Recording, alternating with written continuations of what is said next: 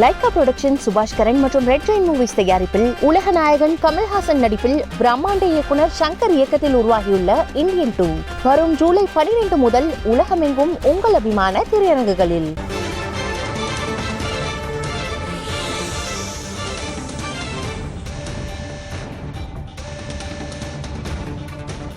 அண்மை செய்தி.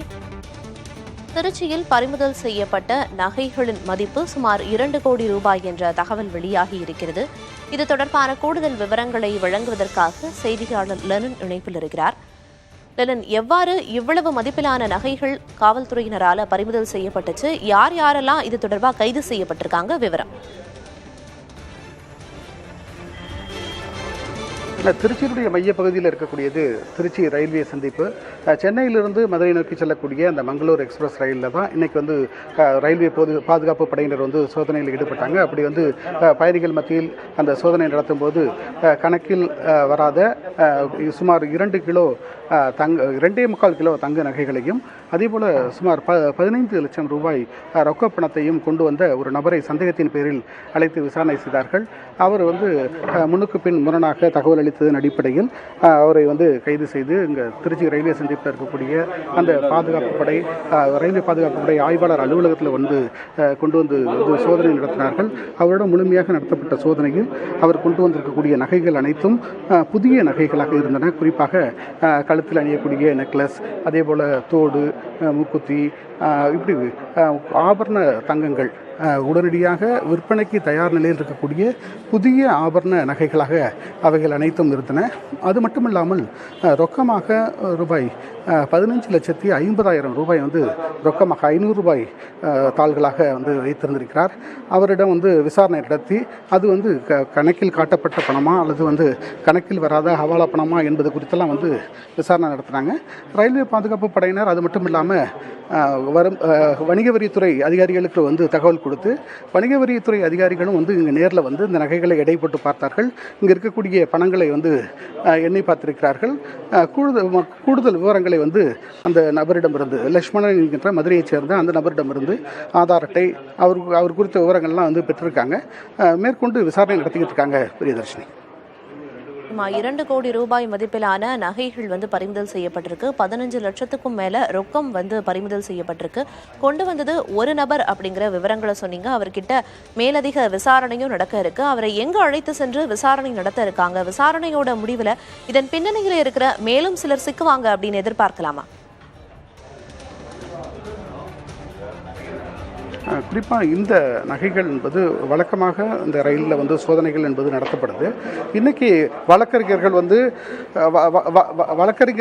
இன்றைக்கி 3 குற்றவியல் சட்டங்களுக்கு எதிராக ரயில் மறியல் போராட்டம் நடத்துவது என அறிவித்திருந்தார்கள். அந்த அறிவித்ததன் அடிப்படையில் இன்று வழக்கத்தை காட்டிலும் அதிகமான போலீசார் திருச்சி ரயில்வே சந்திப்பு மட்டும் இல்லாமல் அனைத்து ரயில் நிலையங்களிலும் பாதுகாப்பு பணிகளில் ஈடுபட்டாங்க. தமிழ்நாடு போலீசார் பாதுகாப்பு பணியில் ஈடுபட்டது போல ரயில்வே பாதுகாப்பு படையினரும் அந்த ரயில்கள் சரி பயணிகளிடமிருந்து அந்த பாதுகாப்பு பணி மற்றும் சோதனையில் ஈடுபட்டாங்க. குறிப்பாக ரயிலில் பயணித்து வரக்கூடிய வழக்கறிஞர்கள் யாரேனும் ரயிலை அந்த செயினை இழுத்து ரயில் நிறுத்தி விடுவார்கள் என்கின்ற சந்தேகத்தின் அடிப்படையிலும், அதே போல் ரயில் நிலையத்தில் ரயில் நிற்கும் போது வழக்கறிஞர்கள் ரயிலிருந்து இறங்கி சென்று ரயிலை மறித்து விடுவார்கள் என்ற அச்சத்தின் காரணமாகவும் ரயிலையும் பலத்த சோதனை என்பது இன்னைக்கு நடத்தப்பட்டுச்சு. பயணிகள் யாராவது சந்தேகத்துக்கிடமான நபர்கள் இருந்தார்கள் என்றால் அவர்களை கைது செய்வது என்ற அடிப்படையில் இந்த சோதனைகள் நடத்தப்பட்டது. அப்படிப்பட்ட சோதனையின் போதுதான் சந்தேகத்துக்கிடமாக இருந்த ஒரு நபரை கைது செய்து அவருடைய பையில் இருந்த பொருட்கள் என்ன என்பது குறித்தெல்லாம் ஆய்வு செய்கிறாங்க. அப்படி ரயில்வே பாதுகாப்பு படையினர் ஆய்வு செய்யும் போது அதில் கட்டுக்கட்டாக பணமும் அதே போல் தங்க நகைகளும் புதிய ரக தங்க நகைகள் விற்பனைக்கு தயார் நிலையில் இருக்கக்கூடிய புதிய ரக தங்க நகைகள் ஆபரண தங்கங்கள் இருந்தது கண்டுபிடிக்கப்பட்டது.